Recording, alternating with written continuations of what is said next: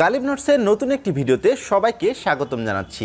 আপনি যদি কম্পিউটার সায়েন্সে লেখাপড়া করেন, আপনি যে বর্ষের শিক্ষার্থী হন না কেন, অথবা আপনার যদি এরকম প্ল্যান থাকে যে ভবিষ্যতে আপনি কম্পিউটার সায়েন্স পড়ালেখা করতে চান, তাহলে আজকের ভিডিওটি আপনার জন্য অনেক বেশি গুরুত্বপূর্ণ।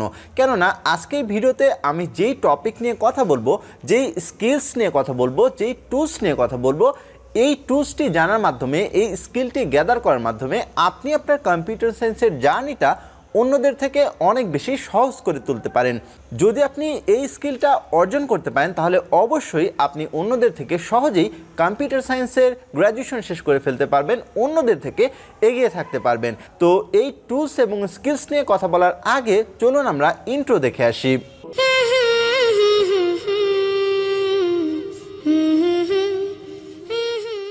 যদি আমাকে কেউ জিজ্ঞেস করে যে কম্পিউটার সায়েন্স পড়ালেখার শুরুতে, একেবারে শুরুতে কী শেখা উচিত, অথবা যদি আমাকে কেউ জিজ্ঞেস করে যে কম্পিউটার সায়েন্স পড়ালেখা করার শুরুর আগে কোন স্কিলটি কারো অর্জন করা উচিত, স্টুডেন্টদের কোন বিষয়টি শেখা উচিত, অথবা যদি আমাকে কেউ জিজ্ঞেস করে যে কম্পিউটার সায়েন্সে পড়ালেখা করাকালীন সময়ে কোন স্কিলটি অর্জন করা সবচাইতে গুরুত্বপূর্ণ, যদি এই সবগুলো প্রশ্ন আমাকে জিজ্ঞেস করা হয়, তাহলে আমি একটাই উত্তর দেব। সেই উত্তরটি হচ্ছে যে কোনো স্টুডেন্টের সবার আগে গিট শেখা উচিত, গিটের ব্যবহার শেখা উচিত। তবে এই ভিডিওতে আমি গিট কিভাবে ব্যবহার করতে হয় সেই টেকনিক্যাল ব্যাপারগুলো অ্যাভয়েড করব। আপনি যদি গিট টিউটোরিয়াল লিখে সার্চ দেন, তাহলে কিন্তু ইউটিউবে গিটের অনেক টিউটোরিয়াল পাবেন। বরং আমি আপনাদের সঙ্গে শেয়ার করব আমার এক্সপিরিয়েন্স গিট নিয়ে, গিট হাব ব্যবহার করা নিয়ে, এবং গিট ব্যবহার করলে আপনাদের কী উপকার হবে, যদি গিট ব্যবহার না করেন তাহলে কী সমস্যার মোকাবেলা করতে হবে, এই বিষয়গুলো নিয়ে বিস্তারিত কথা বলবো। তবে যারা আপনারা ইতিমধ্যেই গিট ব্যবহার করেন, তারা ডেফিনেটলি বাকি অংশগুলো, বাকি ইনফরমেশনগুলো জানার কথা। তারপরেও আপনি চাইলে কিন্তু এই ভিডিওটি সম্পূর্ণ দেখতে পারেন। শুরুতেই বলে নেই, গিট হচ্ছে ভার্সন কন্ট্রোলিং সিস্টেম। এটি আপনি ইউটিউবে টিউটোরিয়াল লিখে সার্চ দিলে আরও বিস্তারিত ব্যাখ্যা পাবেন, সেগুলো থেকে আপনি চাইলে আপনার কনসেপ্ট ক্লিয়ার করতে পারেন। এখন আপনি কেন গিট ব্যবহার করবেন? যদি আপনি গিট ব্যবহার করেন তাহলে কি হবে, আপনি আপনার এন্টায়ার ইউনিভার্সিটি লাইফে যতগুলো কোড করবেন, সেটি যদি এক লাইন কোডও হয়, সেই কোডটি কিন্তু সহজেই ম্যানেজ করতে পারছেন। নর্মালি ইউনিভার্সিটিতে কম্পিউটার সায়েন্সের স্টুডেন্টরা কী করে, তারা যখন কোনো প্রজেক্ট ডেভেলপ করে, তাদের ইউনিভার্সিটির প্রজেক্ট হিসেবে বা তাদের পার্সোনাল প্রজেক্ট হিসেবে, সেগুলো কিন্তু আমরা আমাদের কম্পিউটারে রেখে দিই এবং ভবিষ্যতে রিইউজ করে থাকি। এখন কি হতে পারে, যদি সামহাও আপনার হার্ড ডিস্ক ক্র্যাশ করে, অথবা যদি আপনার কম্পিউটারে র্যানসমওয়্যার অ্যাটাক করে, তখন কিন্তু আপনি আপনার যেই সোর্স ফাইলগুলোর ছিল প্রজেক্টের, সেই সবগুলো সোর্স ফাইল হারিয়ে ফেলবেন। এই ব্যাপারটি কিন্তু আমার সঙ্গে ঘটেছে। আমি আমার ইউনিভার্সিটি লাইফের শুরুর দিকে যেই প্রজেক্টগুলো করেছিলাম, সেই প্রজেক্টগুলো হারিয়ে ফেলেছি, কারণ মাঝখানে আমার কম্পিউটারে হার্ড ডিস্ক নষ্ট হয়ে গেছে। এখন যদি আমি গিট ব্যবহার করতে পারতাম, তাহলে কিন্তু যখন আমি আমার প্রজেক্টগুলো ডেভেলপ করতেছিলাম, তখন ওই প্রজেক্টগুলো কিন্তু গিটে পুশ করে রেখে দিতে পারতাম। আর যদি আমি পুশ করে রাখতাম, তাহলে কিন্তু এই গিট থেকে পরবর্তীতে আমি আবার আমার প্রজেক্টগুলো ক্লোন করে আমার পিসিতে নিয়ে নিতে পারতাম। আমার কিন্তু এই সমস্যাটা মোকাবেলা করতে হতো না। যদি আপনি গিট ব্যবহার করেন, তাহলে আপনার আরও একটি উপকার হবে। সেটি হচ্ছে, নর্মালি আমরা যখন ছোটোখাটো কোড লিখি, নর্মালি আমরা যখন ছোটোখাটো প্রজেক্টও করি, তখন কিন্তু এগুলো আমরা ট্র্যাক রাখি না, আমরা কিন্তু এগুলো ধরে রাখি না। অনেক সময় দেখা যায় যে আমরা এগুলো ডিলিট করে দিই, ফাইলগুলো ডিলিট করে দিই। কিন্তু যদি আপনি গিট ব্যবহার করেন, তাহলে কিন্তু আপনার কম্পিউটারে এই প্রজেক্টগুলো আলাদাভাবে জায়গা নেবে না। আপনি পুশ করে রাখলে পরবর্তীতে আপনি আপনার সোর্স ফাইলগুলো আপনার লোকাল পিসি থেকে ডিলিট করে ফেলতে পারবেন। তখন কিন্তু আপনি যে ছোটোখাটো আপনার যে প্রজেক্টগুলো করেছিলেন, ছোটোখাটো কোড লিখেছিলেন, সেটির একটি ট্র্যাক হিসাব থাকবে আপনার কাছে। যদি আপনি আপনার ইউনিভার্সিটি লাইফের শুরু থেকে গিট ব্যবহার করেন, তাহলে কিন্তু এটি আপনাকে জব পেতে অনেক বেশি সহায়তা করবে। কিভাবে সহায়তা করবে? যখন আপনি টেকনিক্যাল কোনো জবের জন্য অ্যাপ্লাই করবেন, তখন কি হবে, আপনার গিটের যে প্রোফাইল রয়েছে সেটি ইনভেস্টিগেট করা হবে, সেটি চেক করা হবে। এখন যখন কোনো ইন্টারভিউয়ার অথবা যখন কোনো রিক্রুটার দেখবে যে আপনি আপনার প্রোফাইলে গত 4 বছর ধরে অনেক কন্ট্রিবিউশন করেছেন, তখন কিন্তু সেই রিক্রুটারের আপনার সম্পর্কে একটা ভালো আইডিয়া হবে, আপনার সম্পর্কে একটা পজিটিভ ধারণা আসবে।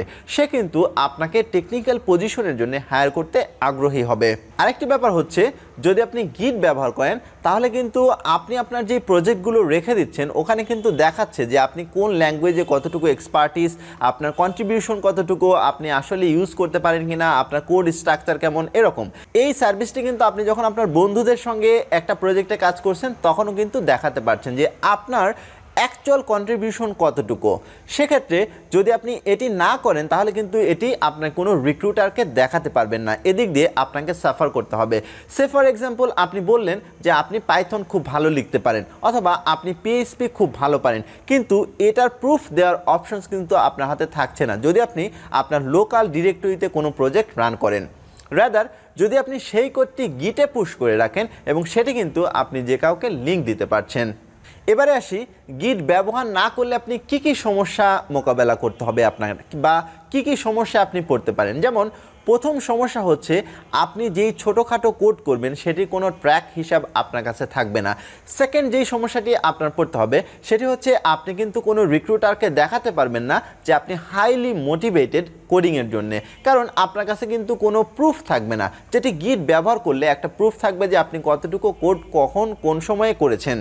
যদি আপনি গিট ব্যবহার না করেন তাহলে আরেকটি সমস্যা হতে পারে, সেটি হচ্ছে আপনার হার্ড ডিস্ক যদি কোনো কারণে ক্র্যাশ করে বা র্যানসমওয়্যার যদি অ্যাটাক করে অথবা কোনো কারণে যদি আপনার লোকাল পিসি হ্যাক হয়ে যায় তাহলে আপনার যত সোর্স কোড ছিল সব কিন্তু ডিস্ট্রয় হয়ে যাবে এবং পরবর্তীতে আপনি যখন ইন্টারভিউর জন্য যাবেন অথবা জব অ্যাপ্লিকেশনের জন্য যাবেন তখন কিন্তু আপনি আপনার প্রজেক্টগুলো দেখাতে পারবেন না। তো এই ছিল মোটামুটি ভিডিও যে গিট ব্যবহার করলে আপনার কি সুবিধা হবে, গিট ব্যবহার না করলে কি অসুবিধা হবে। এখন গিট, গিট হাব, গিট ল্যাব এই টার্মসগুলো কিন্তু এক নয়, এই টার্মসগুলোর মধ্যে কিন্তু বেসিক ডিফারেন্স রয়েছে। সেটা হচ্ছে গিটের মাধ্যমে আপনি ভার্সন কন্ট্রোল করবেন, গিট হাবের মাধ্যমে কিন্তু আপনি আপনার কোডগুলো হোস্ট করবেন। আরও ডিটেলস ইনফরমেশন পাওয়ার জন্য আপনি ইউটিউবে গিট টিউটোরিয়াল বা গিট হাব টিউটোরিয়াল লিখে সার্চ দিতে পারেন, আপনি অনেক টিউটোরিয়াল পাবেন, বেশ কিছু ভালো টিউটোরিয়াল রয়েছে, সেগুলো দেখে আপনি শিখে ফেলতে পারবেন। নাও দ্য থিংস ইজ, যদি আপনি কম্পিউটার সায়েন্সে পড়াশোনা করেন তাহলে আপনি যে বর্ষেই থাকুন না কেন আপনার উচিত হবে গিট শিখে ফেলা। গিট শেখার জন্য কিন্তু একদিন বা 2 দিন ইনভেস্ট করাই এনাফ। নর্মালি আপনি যদি বিগিনার হিসেবে শুরু করতে চান, আপনার বিগিনার যে স্টেপগুলো জানতে হবে তার জন্য আপনি বেশ কয়েক ঘন্টা যদি একটু ঘাটাঘাটি করেন তাহলেই করতে পারবেন। আর এই কয়েক ঘন্টা ঘাটাঘাটি করে আপনি যেই স্কিলটি গ্যাদার করবেন এই স্কিলটি আপনাকে জব সেক্টরে এগিয়ে রাখবে, এই স্কিলটি আপনার স্কিল শো করতে সহায়তা করবে, এই স্কিলটি আপনার ইউনিভার্সিটি লাইফকে অনেকটাই সহজ করবে, আপনার প্রজেক্টগুলোকে ম্যানেজ করতে অনেক বেশি উপকার করবে। তাই আপনার উচিত হবে যদি আপনি এখনও গিট শিখে না থাকেন তাহলে অবশ্যই গিট শিখে ফেলা।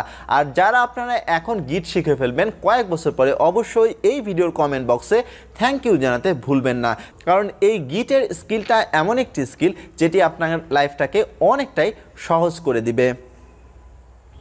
তো এই ছিল আজকের ভিডিও, দেখা হবে পরের ভিডিওতে। ততক্ষণ পর্যন্ত ভালো থাকুন, সুস্থ থাকুন, এই প্রত্যাশায় বিদায় নিচ্ছি।